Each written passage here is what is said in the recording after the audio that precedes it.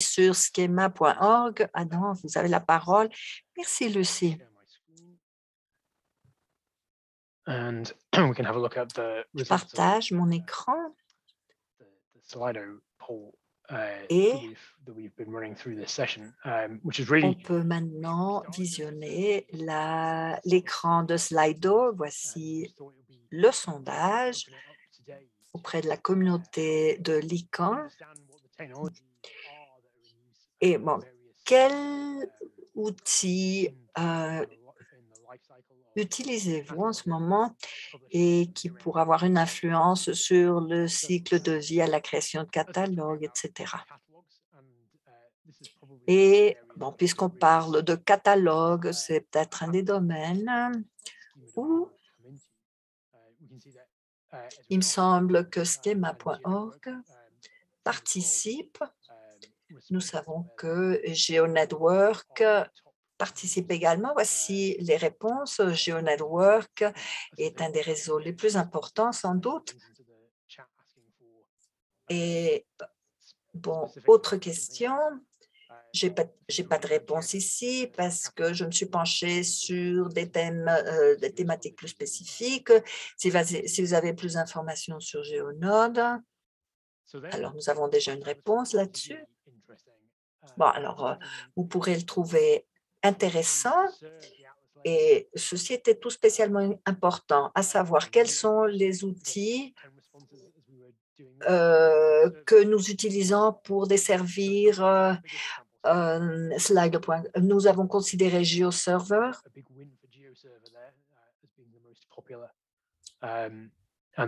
Et oui, évidemment, c'est le serveur, le GeoServer est le plus utilisé après les S3 Arc Services qui suivent et après d'autres serveurs de cartes. Le Map Server en est un. Il me semble que nous avons ce grand atout à l'utilisation des codes open source. Alors, quels outils pour afficher les couches des atlas? Bon, on nous dit que, bon, autre chose, la réponse est autre chose. Vous utilisez Esri Clients, Open Layers, Leaflet.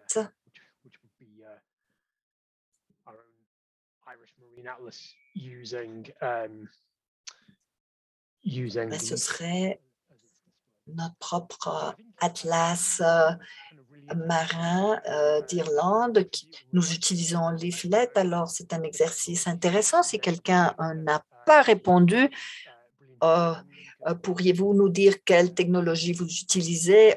On aimerait savoir qu'est-ce que vous avez à dire à cet égard. Et bon, vous pouvez toujours nous contacter. Voici les diapos. On va les partager sur le chat. Mais il serait très utile si vous communiquez avec nous pour nous indiquer quelles sont les technologies que vous utilisez le plus fréquemment. Et avant de conclure aujourd'hui, nous allons écouter ce que Doug va nous dire pour voir comment on va déployer cette information, comment on peut faire une meilleure utilisation de ces outils, élargir l'utilisation pour nous connecter au projet Ocean Info Hub ou OIH. Et évidemment, nous avons également besoin de données structurelles sur le web et avoir tous ces liens à la main. Je sais que nous avons commencé à utiliser GeoNetwork et je ne sais pas si on peut faire une expérience et commencer à utiliser la version la plus récente. Et il y a une diapositive que je ne vous ai pas montrée, car cela m'aurait pris beaucoup trop de temps.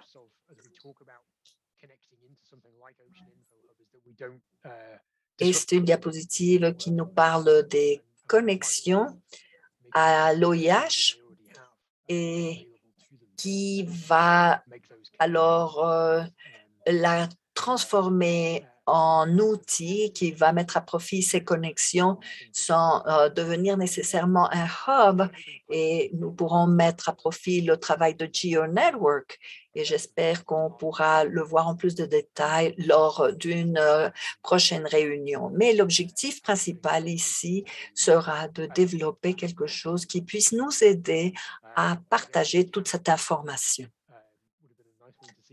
CCAN serait également un instrument utile, l'utiliser plus fréquemment, utiliser ce catalogue plus fréquemment. C'est une bonne option. Nous pouvons avoir des ensembles de données interconnectés de façon directe, en toute simplicité. On vient de mettre à jour ces réponses.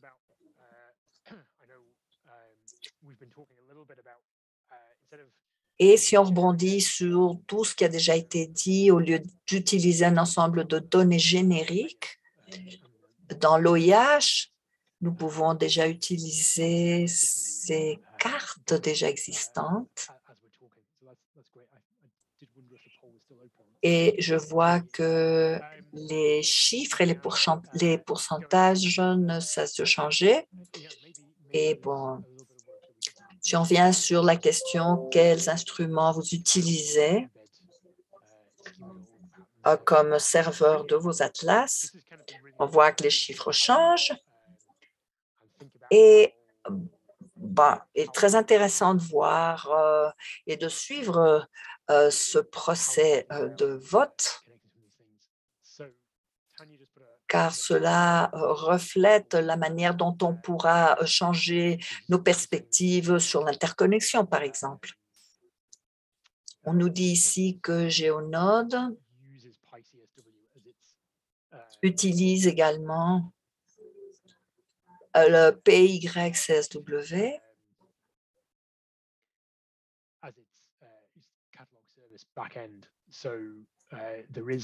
et ce serait le back-end des services de catalogue.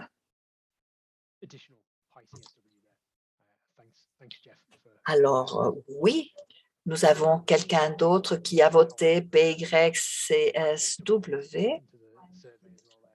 Alors, oui, on pourra intégrer ce serveur dans notre sondage, l'ajouter au sondage, et puis cela, nous indique qu'on peut utiliser le PYCSW et le GeoNode pour réaliser ce type de travail. Alors, c'est la manière dont on peut aborder la diapositive suivante, à moins que vous ayez des commentaires à ajouter sur ces votes.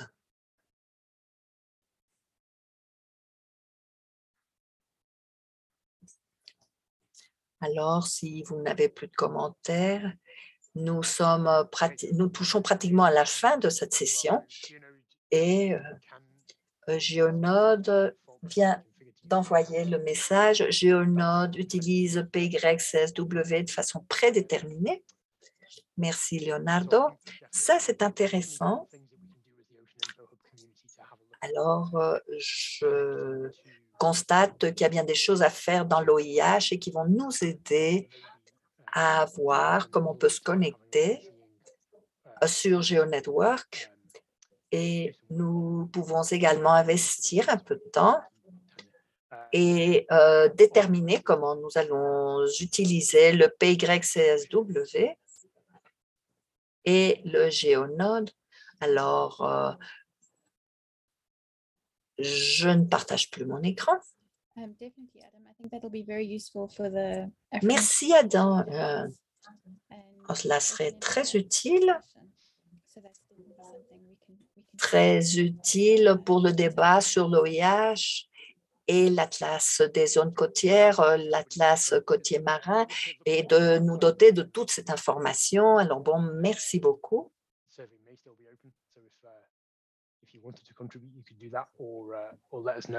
Le sondage reste ouvert si vous tenez absolument à participer. Le sondage reste ouvert. Alors, on a ces piles d'informations, ces piles technologiques utilisées dans la communauté de l'ICANN. Alors, merci beaucoup. Et je vous rappelle, participez sur Slido si vous ne l'avez pas encore fait. Alors, il a été très intéressant de faire le constat que pour tous, il y a toujours